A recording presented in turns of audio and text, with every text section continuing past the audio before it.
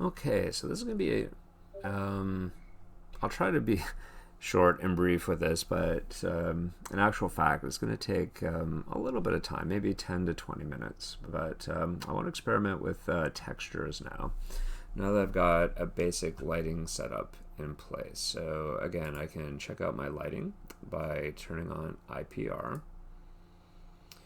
And what I'm going to do is I'm going to start by just applying a material to everything. I think it's just going to be using the same wood texture for now, I think. I might change it up because I'm not taking into substance. So I'm just using a procedural, not a procedural, just a texture I generated. And I might need to, move it around a little bit and just align it. And I should be able to use or get some height maps from it as well, I think. But let's see what happens. There's some other options too. I mean, we could try using some projections as well, but for now, let's try this. Sorry, I'm just thinking of projections. That might be a good option. Anyhow, so I'm just going to select my mask. And in my Redshift menu, there's the big red ball. That just assigns the default Redshift material to your selection. And I'm going to select the wall, and I'm going to do it as well to the wall. Now for the wall, I've got something I want to try out. So something I just generated. And I'll give you a list of these guys. And usually what I'll do is I'll go in and up-res them. I have an AI up-reser that's great. But, they're pretty good. This kind of looks a little alien-like, although I'm generating a new one that's more of this polished concrete. And this isn't good because it has perspective, but this actually might work if I zoomed in on this area. So I'm going to enlarge this one, I think. And these ones are just too busy. I can't really use these. And same with these ones. So I think this one could work, I think. Which is like this little section here. All right. So for now, though, I'm going to put this guy on. It's a little bit busy, though. This one's kind of interesting, too. It's kind of alien-esque as well, especially since my mask is going to be primarily green. So, red might be an interesting thing.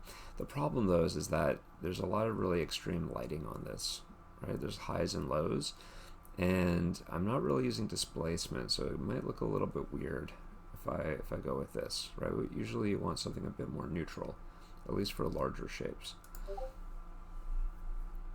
That's why this one, might work. I'm just going to try it for now, though. So what I'm going to do is select the wall, which has that new texture on it. And I'm going to label it, so wall MTL. Usually I'll call it exactly what the geometry is called.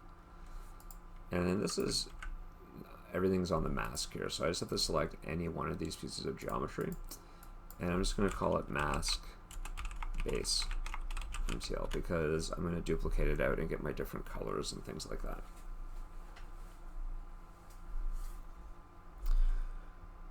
Okay, and let's see here. So for the wall, I'm going to load in a file texture, and it's going to be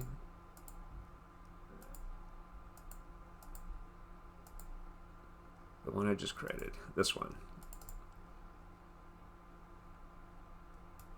Right, it's a little bit busy. I don't like it, but let's try it out. I'm going to add in some bump as well, so I can use the same image to a certain degree to create bump. Now I can do it a couple ways. One is I could just reload the same image again, or I can open this guy up here. This circle is a red ball, and this is like a blue one. So I'm just going to click on that. And you can see my material is selected, so I can just load it here by clicking this guy. So what I can do then is take the same texture And this is all kind of node based, and I'm not sure if you're familiar with how node based things work. Now you can see I'm kind of moving around. This is exactly the same as using Maya's camera. So Alt in the middle mouse button, and Alt in the right mouse button, or just the scroll wheel to zoom in and zoom out. That's where you might use the rectangle zoom a little bit more, actually. All right, so I'm going to connect the out color to the bump map. And it kind of worked. It did kind of work, but here, let me disconnect that. Because I want to create a bump map node. So it didn't quite give me... So you can disconnect stuff by just selecting the... So I'm just rectangle selecting over the connection and deleting it. And let me see here. So it's located here under Other. So under Other, it's a tongue twister. And instead of connecting it here, what I'm going to do is I'm just dragging and dropping it onto the word bump map. Okay, not into the box, onto the word bump map. There we go, that's what I want. I want to get this bump node. Because what that's going to allow me to do is scale the height of that node. So I can either kind of move it up, which is, I can already see it's going to be way too much, or I can invert it. I can go negative, which might be what I want, actually. Let's see. So no, actually, I'll do the positive. So the way this works is that anything that's dark will go, well, as a default, anything that's dark is ground level, is like the same level as the geometry, and anything that is lighter gets pushed out. Now, what we want though is anything that's dark should get pushed in, and anything that's light gets pushed out. And we can do this by changing the range. So this is the default range where black is essentially 0, which is the same level as the ground. But what I want to do is I want to shift this by half a point, so that technically 50% gray is the midpoint. So anything that's darker than 50% gray gets pushed in, and anything that's brighter than 50% gray gets pushed out. So I can do this by just changing this to changing the new range, so negative 0.5 to 0.5. And it might be a little confusing, but we're going to be doing this quite a lot when we get into texturing. Cool. All right. So yeah, so there's a little bit of a bump there, and you don't want to go too extreme because it's just going to look weird. But you know, maybe if I go just a little bit more, maybe. Okay. And let's see, what else do I want to do with this bump map since I'm here? Probably nothing, but I want to go into the material and just make it not shiny, because right now I can see it's really shiny. So I'm going to increase the roughness here. Okay. So it's looking a little bit better. You know, it's not really what I want. I want this guy. I want this guy right here. So let me just see if it's ready to go. Oh, I think so. Let me just open that. Yeah, I want to have just this one section here, I think. So can I save this? Save image. Oh, good stuff. All right, so downloads. Nope, I'm going to put it into my source images where all the other stuff is. And I'm going to give it a name. We'll just call this one 9. And you know, you should probably be more descriptive, but I was in a bit of a rush doing this. So. Now, because it's only, because it's only one texture, I could just replace it. And you know, I don't even have to go searching for it. If I know the name of it, which is 9, this one's 8. So if I switch this to 9, it'll just automatically update to this new version. Obviously I don't want the flower pot in there and all that stuff, so I got a couple options, but some of them require kind of doing some stuff that I don't really want to go over with you guys at the moment. So instead what I'm going to do is I'm just going to scale this up and move this down just a bit,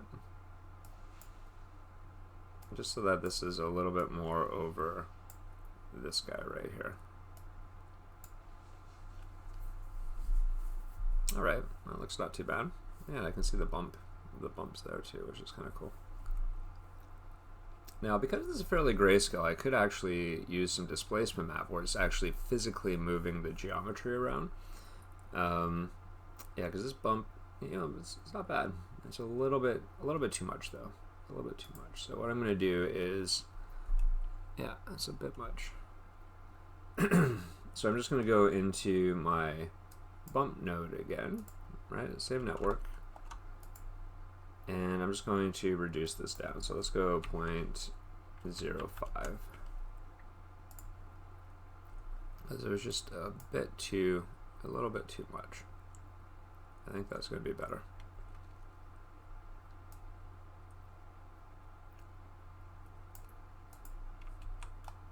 Oh, you know what? That's the end of the. I have to scale this up just a bit more, so I don't see the edge of the world there. It's artwork, so it should be kind of centered here. So now Redshift lets you see the color, but it won't let you see the displacement or the bump or anything like that inside the viewport. So you do have to actually render for that. All right, so that looks pretty cool. So now the mask. So for this, I'm going to start just by putting one texture on everything. And then I'll start separating it out by color and stuff like that.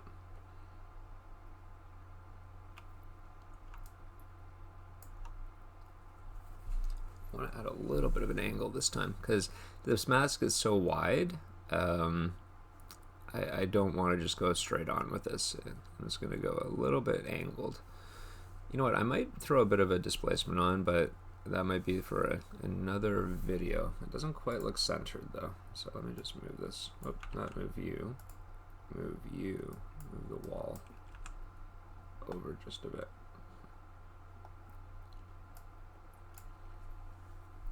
It's a little bit better.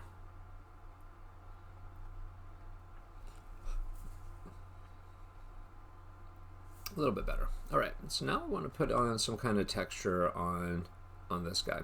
Now, because this is polished concrete, I'm going to have to put the specular up a little bit on this, so the reflection. And we're kind of lucky because this map is grayscale and these seams are quite dark, which means that I could use this for my roughness, but I don't want to get complicated because I'd actually have to invert it, because the way roughness works is that, well, no, I wouldn't. Yeah, I would, because 0 is super shiny and white is not shiny at all, right? So I want this to be more polished concrete. But let me just do this here. So I'm going to go in and just increase the specular, so that's by lowering the value actually increases the shininess of it.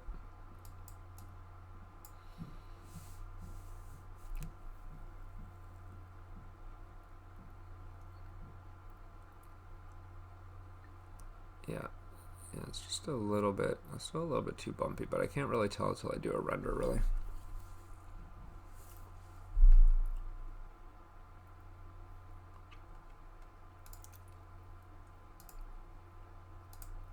All right, so back to what I was saying. So we want to go in and then apply a texture to the material of the face here. Okay, so same process, right? Just got to choose a cool map, and I don't know if I got really a cool one. I created them, but I'm not 100% sure they're going to work for this. So what I'm going to do is, you know what, this could actually be shrunk down a bit too, I think.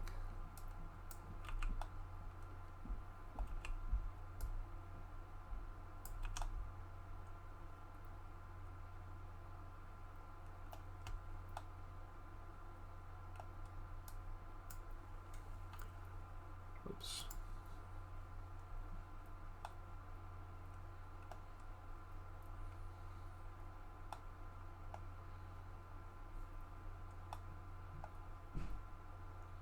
I think that works pretty good.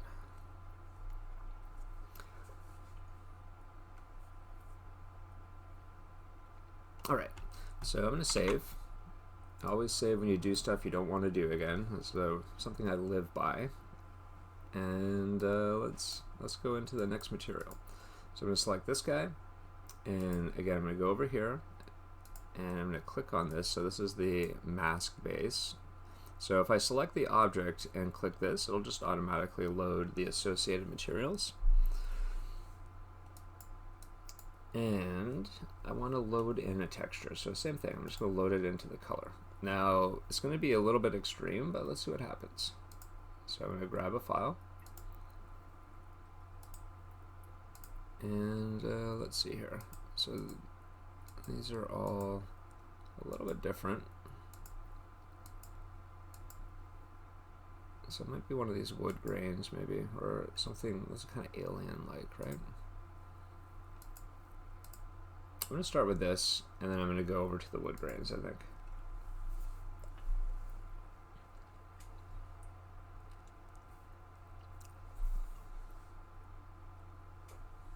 And it's a little bit extreme. It's a little tiny bit extreme. But it's kind of interesting at the same time, I think. I think this could kind of work. Now, I should mention it is going to repeat for every single object exactly the same. And the reason why it's doing that is that we didn't really change the UVs. So all of the UVs are overlapping in the same space. So it's kind of like projecting. If you had like a projector that could actually project through things, it'd be the same thing. It's just projecting right through every object as if they're on top of each other. But I think this could work, especially once I add a bump map to this. So I'm going to do the same thing. I'm going to go over to the overall. So going down to the overall, and I'm going to drag this onto bump map. And then we do want to shift the middle. Now it's not going to be quite as noticeable because it's a dark texture. Like usually you have a separate map for bump. But if you have a texture like the concrete wall, where it is kind of almost like grayscale, it will work pretty good. But in this case, you know, we're going to have to maybe push it just a bit.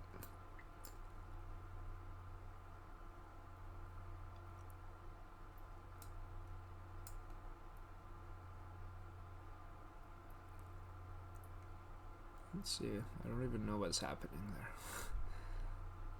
Something's happening. Alright, so next thing I'm going to do is, you know, maybe that's a little bit much. Maybe. Let's go 0.65.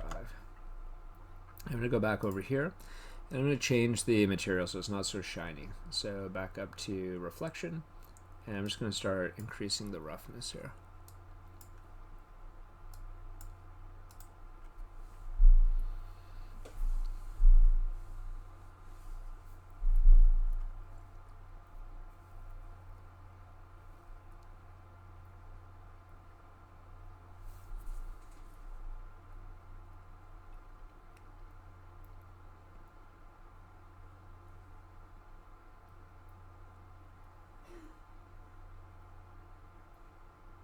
Yeah, so it's kind of interesting. It's hard to tell if it's working though without hitting the actual render button. I should mention we're not going to use this color, we're going to alter it, but you know, is it okay? I'm going to try. Did I hit the 3 key? Just wondering why I'm seeing. I don't know what I did. I think. Nope. No, I guess not. Just wondering why I was seeing so many gaps.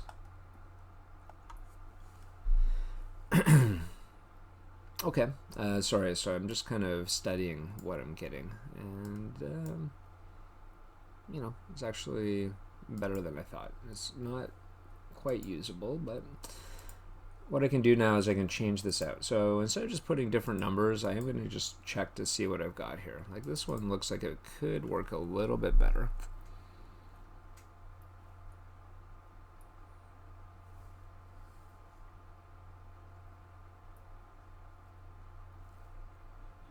Well, that's interesting. I just completely don't know what's going on there.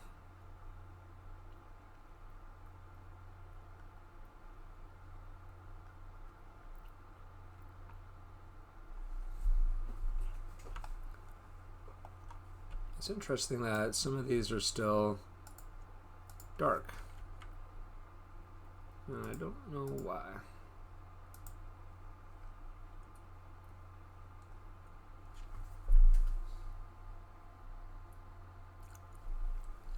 All right, let's try a different one. That was 4. 7 is more, these are more wood grains. Let's try one of these wood grains here.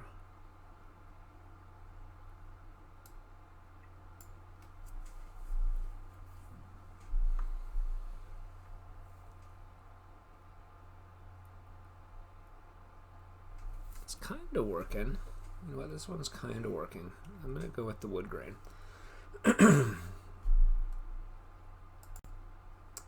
But what I'm going to do is just rotate it a little bit.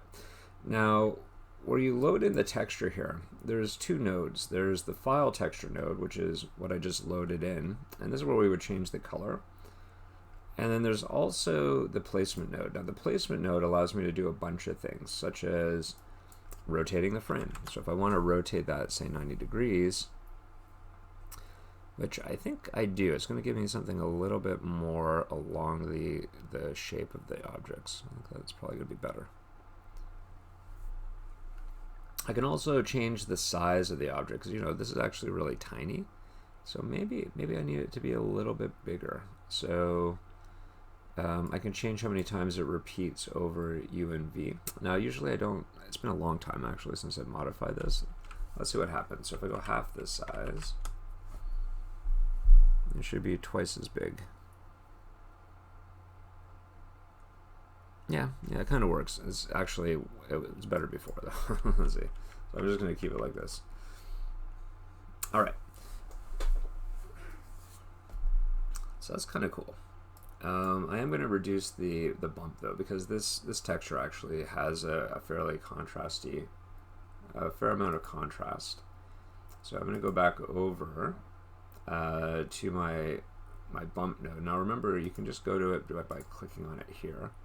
This will be very similar to this, although it doesn't have all of the options. This is actually very frustrating, this guy. But so what I'm going to do is I'm just going to lower this down quite a bit.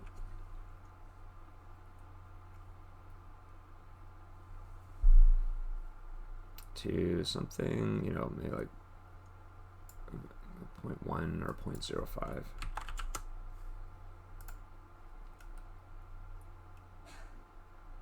Cool. And now what I can do is I can duplicate this network, and I can start assigning it to the different parts, and then tweaking the color, because that actually looks kind of neat, actually.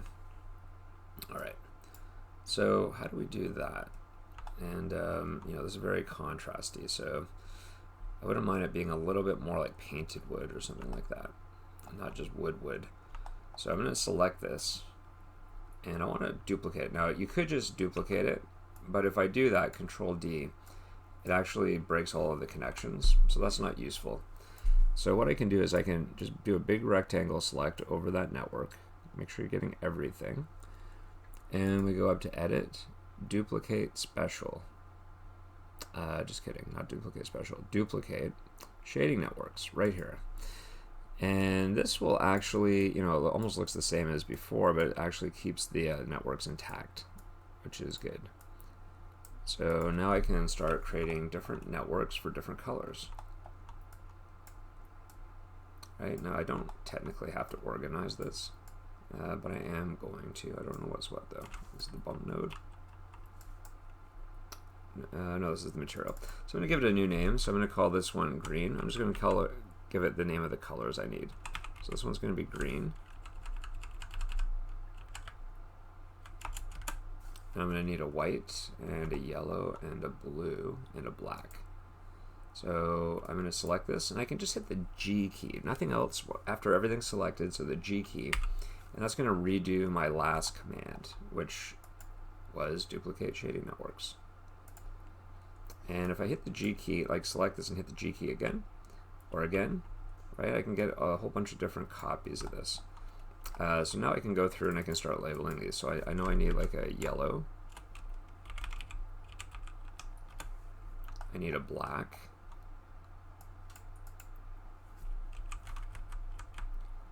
Make sure you get rid of those numbers at the end. You don't need those once you've renamed it. Black.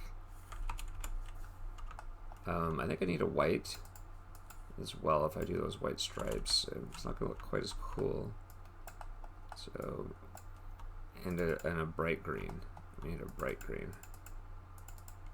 So you can just double click on the name. Bright green. Let's get rid of those numbers. Shoot. There we go. Got rid of that one already. Got rid of this. Oh, so I've been doing it. Alright. And then let's see. Get this guy, hit G. I think I need one more, which will be white.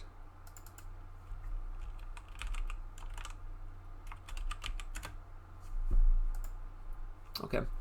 Now what do we do? Well, let's start playing around with this. We got our green material.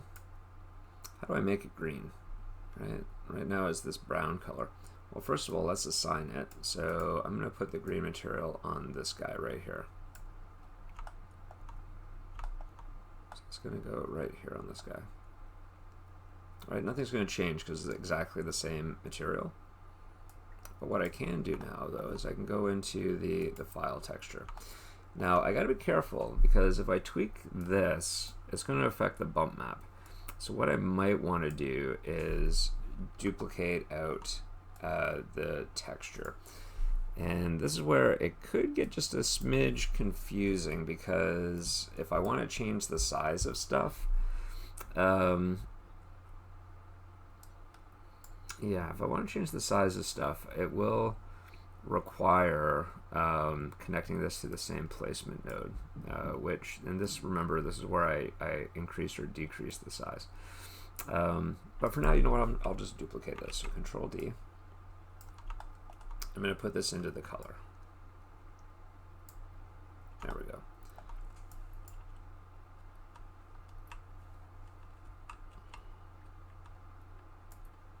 Sorry, let me just, why did I open that up? Sorry, I want to put this guy into this guy. So that way, if I do decide to change the scale, it'll affect both of these at the same time. All right, let me just close this up now. There we go. All right, so now that I've done that, what I'm going to do is change the color. So this is going to be green. So if I go into the texture and go down here to color balance, I can start changing the color through color gain and color offset. So this is kind of like a military gray green, basically. Oh, you know what? This is the material base, so I don't want to do that here. So let me just go back to here. And I swear I connected it, so maybe I didn't. Here's the green one right here. So again, you can just drag and drop the material onto the actual object. That's probably, if it's tricky to do, you can select the object, right click on the material, and assign material to selected. All right, I'm back. So what I can do then is I can go down to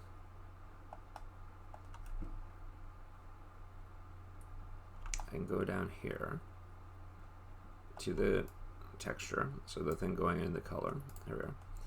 And I can change the color here. So again, I want to go a bit more kind of like a gray green. Now I want it to be less contrasty, which means I can, if I raise the black value, it won't be quite as contrasty. It's going to be a little bit more unified in color.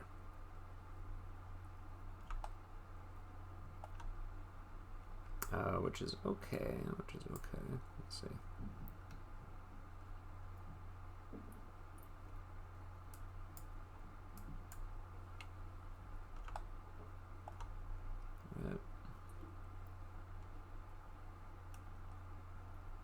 cool. So I'm going to have the grain of the bump, but now I'm going to have this color. Now if I want it a little bit shinier, I could do that probably. So if I go back over to the green here, the MTL, what I could do is I could go in and maybe increase the roughness just a bit.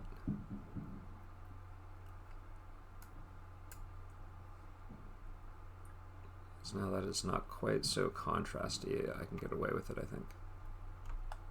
All right. So we got the green. So I can apply that green to anything else that's kind of green.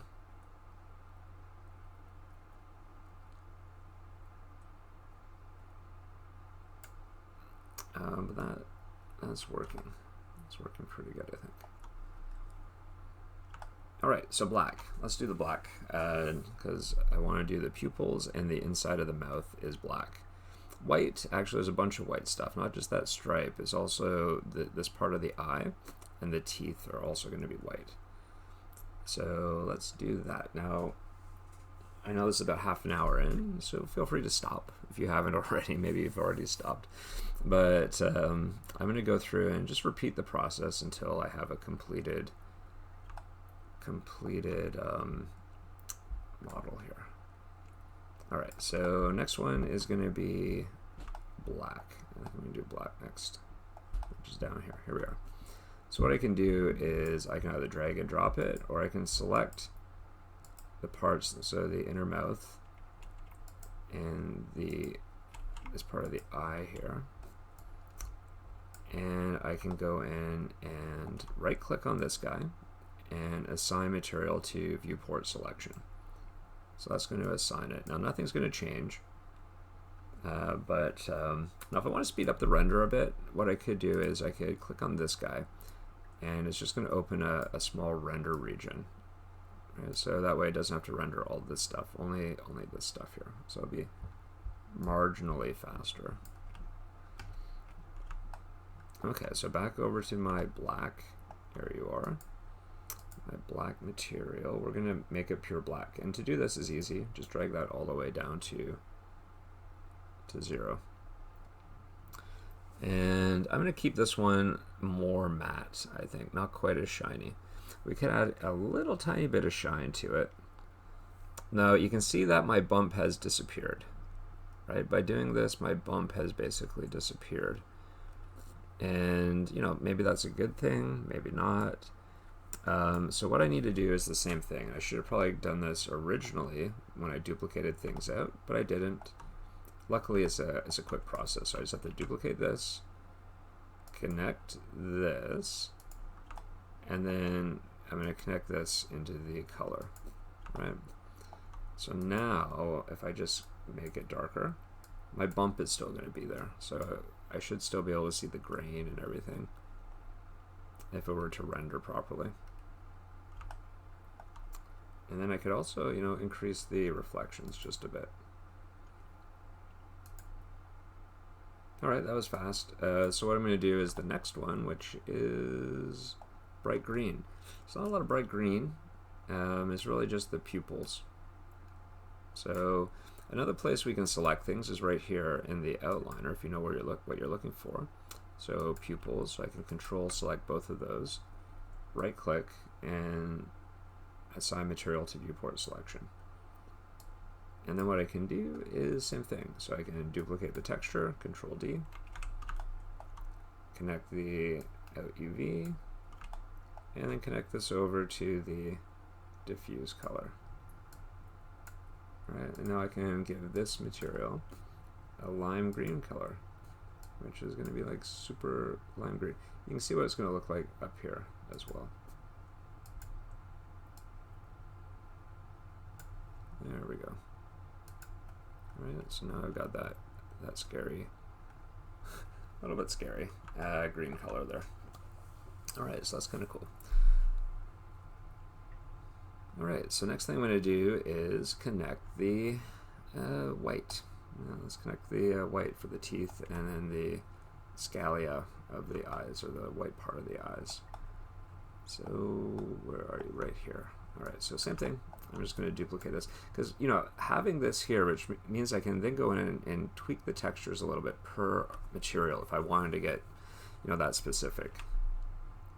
All right, so I'm just going to duplicate this, connect my out UV, and then connect this into the diffuse color.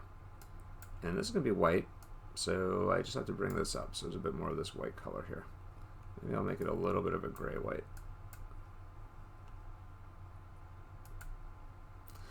And this is going to go to these guys, not that guy. I probably should select them here. To this guy, and the teeth. There we are.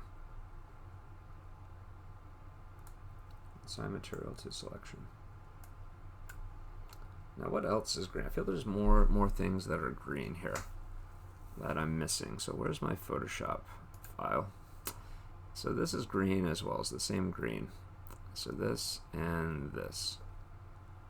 Alright, so for now what I'll do is I'll go back to my green. And remember, we can just drag and drop as well. Right, I can just put that there. I think that was it. And there's some yellow down here as well. The filler stuff, maybe I'll make this green too, which is, no, that's more yellow. I think there was something called filler. Let's see. I'm going to assign this to the filler as well.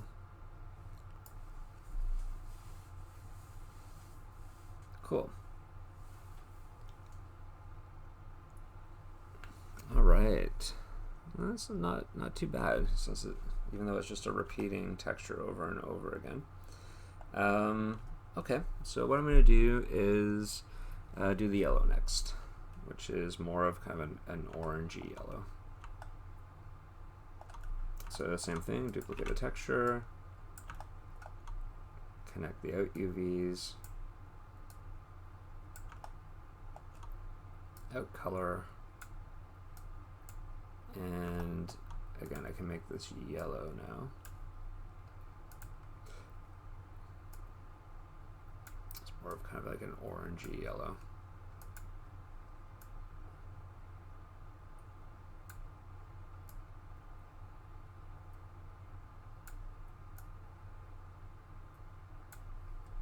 Okay.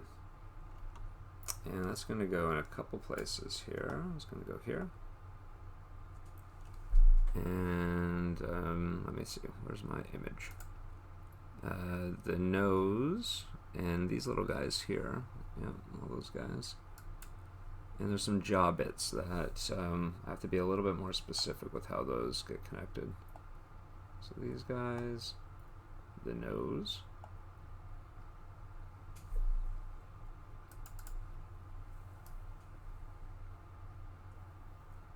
Now it's a little bit streaky still, which I don't like.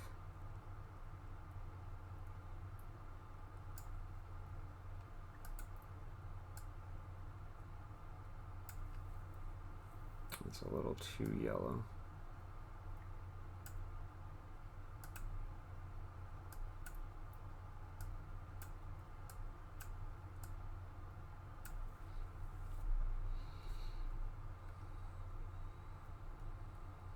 Maybe that's okay.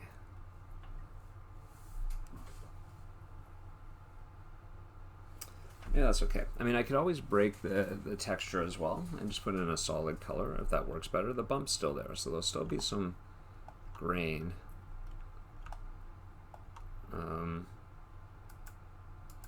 Yeah, because it's not, you know, it's a little bit like that, but all right. So there's two shades of blue actually, and I only did one blue.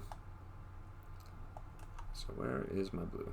You can organize this stuff as well by selecting everything and clicking this guy right here. I'll just kind of organize everything so it's a little bit nicer. Now I've got the base. I'm going to turn this into a dark blue. Dark blue. Camel case. And that's already assigned to everything. So if I just make this dark blue, anything that isn't assigned will become this darker blue color. I will need to, now this one already has, I already duplicated this one already. Okay. I see. Because I was doing this one for the green. I see. I remember now. Alright, so let's go to blue. And like this darker gray blue.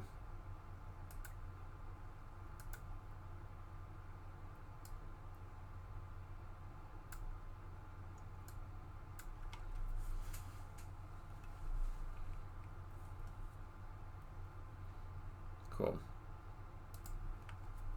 Cool. And then the lighter blue, which will be the lower eyelids and the tongue. And I think we're almost done.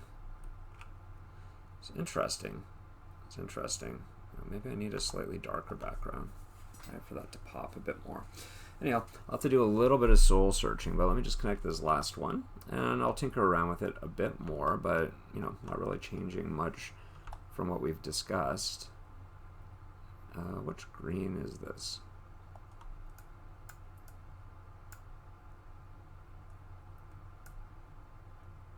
Oh, I see. Yeah, this is the green that we're losing the, let me duplicate this.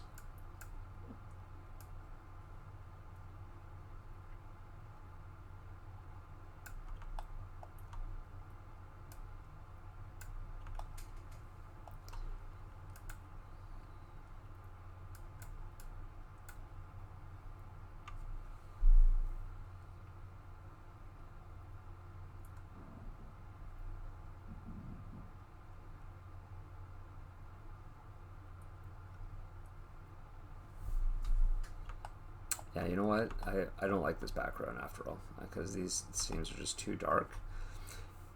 I need something a bit more consistent. So I'm going to do some soul searching, find a better image, and I need to just add in the light blue color. Now I don't see, maybe I didn't create one. Bright green, white, green. Okay, so I'm going to select this, go to Edit, Duplicate Shading Network, and we'll call this one Bright Blue.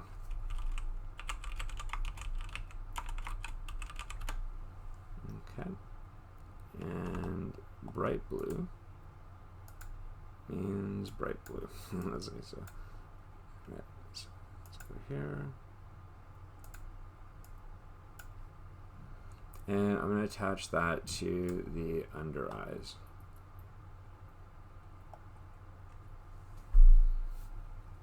And the tongue. And I'm going to make it a bit shinier, I think.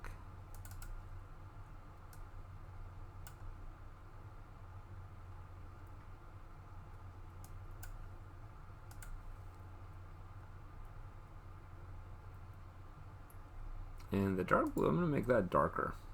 So not quite as dark as I want. So we're going to darken that one up a bit.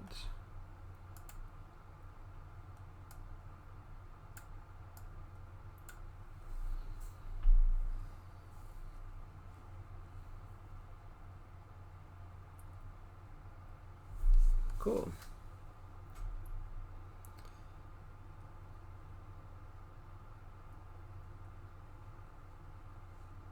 Very cool. All right, and then, oopsie. And then what I want to do is color this section here the yellow. So to do this part, and let me see here, so it's this area here. To do this part, we're going to have to select the individual sections because I've combined this, so it's a little bit trickier to do. It's not too bad, but it's just a little bit trickier to do. So to do this, I need to go into component mode. So we haven't really talked about component mode. So far we've been using the object mode, basically the top hierarchy of every object. We talked about nulls, right? The moving stuff around in 3D space. But there's the other node, the shape node, which defines what an object is. And you can access this by right-clicking on it, and in this case we're going to face. And what I want to do is I want to double-click on a bunch of these faces that I'm going to go in and add that yellow to. I'll do the same thing on this side as well.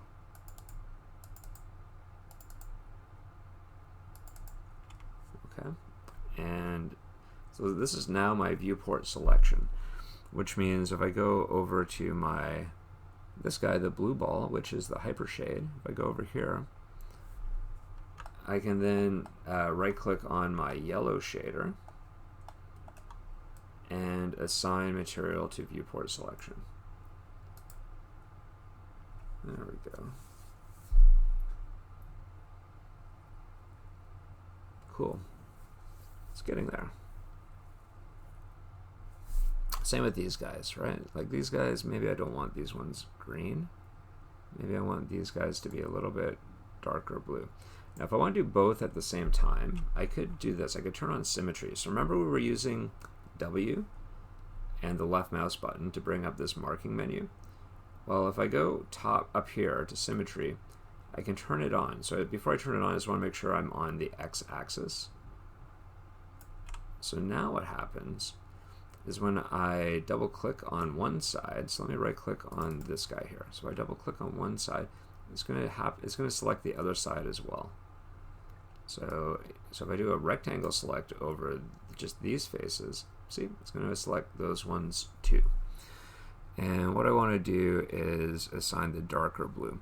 So I'm just going to go through and clean up some of this stuff. I'm going to find a better background image, and yeah, then I'll be done. It's pretty straightforward, and I'll share the final rendered image with you guys. Okay, hopefully this was helpful, and I'll talk to you in a bit. Okay, cheers, bye.